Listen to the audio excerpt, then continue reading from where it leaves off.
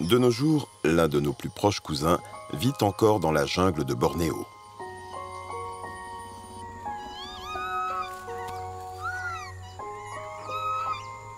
L'orang-outan.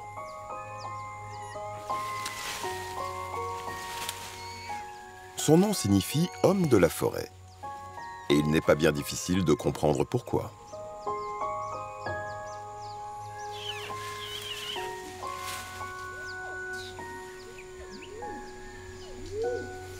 Pour me rendre compte à quel point nous sommes semblables à ces grands singes, je me rends dans un centre de réacclimatation situé en pleine jungle.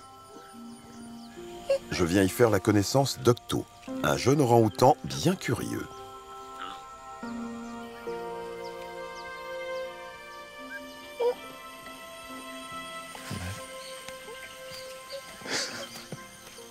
Quel drôle de petit bonhomme.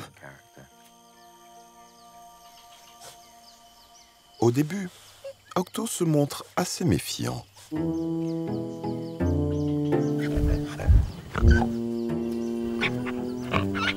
Mais en un rien de temps, son côté espiègle a repris le dessus. Oh! Et il a l'air bien décidé à ne pas me laisser travailler.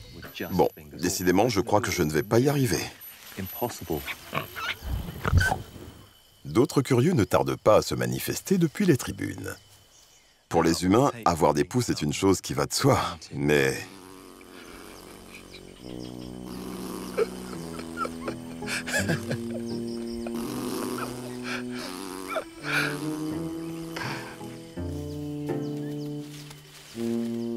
Une fois que mon public s'est habitué à ma présence, je peux enfin observer Octo plus attentivement. Ce jeune orang-outan est âgé de 2 ans seulement, et pourtant, c'est un sacré grimpeur. Lorsqu'il atteindra sa taille adulte, il aura une envergure d'environ 2 mètres. Ses bras sont immenses, mais sa facilité à évoluer dans ces arbres ne tient pas qu'à ses membres antérieurs. Ses jambes aussi jouent un rôle crucial. Ses hanches sont extrêmement souples.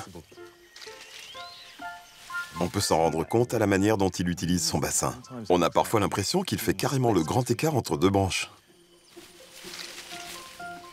Mais le véritable secret de son agilité, ce petit singe le doit à une caractéristique physique qu'il partage avec nous. Ses pouces. Pour nous, ça va de soi. Oh, attention! Mais nos pouces nous confèrent une extraordinaire dextérité. Imaginez si vous deviez boutonner votre chemise ou ouvrir une porte avec des mains sans pouces. Cette tâche serait quasiment impossible à accomplir sans ces pouces qui pivotent et qui permettent à nos mains d'agripper tout ce qui se présente. Nos pouces sont des outils incroyablement efficaces, surtout pour grimper aux arbres. Les mains des orang-outans sont presque identiques aux nôtres. C'est grâce à elles qu'ils se déplacent avec une telle aisance dans la canopée.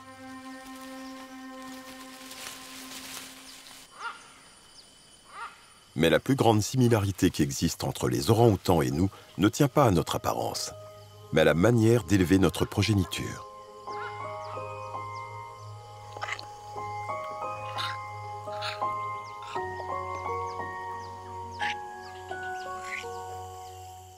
Hormis les humains, les orang-outans ont l'enfance la plus longue de tous les primates. Ce petit bout restera auprès de sa mère jusqu'à ce qu'il ait atteint l'âge de 8 ans environ. Il dépend entièrement d'elle.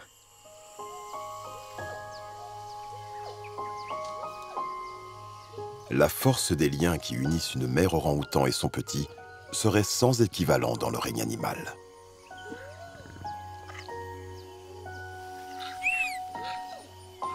Avant que leurs rejetons soient autonomes, les mères consacrent près d'une décennie à leur enseigner tout ce qu'ils ont besoin de savoir pour survivre dans la forêt.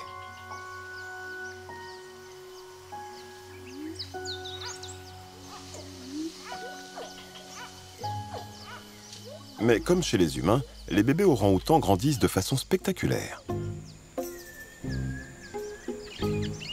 Et lorsqu'un mâle sauvage se présente pour casser la croûte, j'ai l'occasion de constater à quel point ils deviennent imposants à l'âge adulte.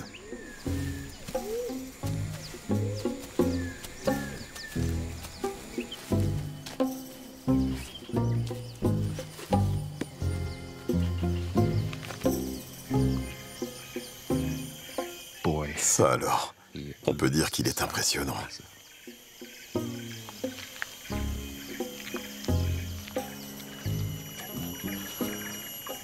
La différence de taille entre ce mâle et les femelles que l'on voit là-bas est flagrante. Il est au moins 2 fois plus grand qu'elle. Et sa tête est recouverte d'une énorme capuche de poils. L'orang-outan est le plus grand animal arboricole au monde. Regardez la taille que font ses mains. Elles sont gigantesques. Ce singe a une force suffisante pour hisser sa masse corporelle en haut d'un arbre. Mais il est en même temps assez habile et assez délicat pour manipuler ses bananes avec soin. C'est incroyable.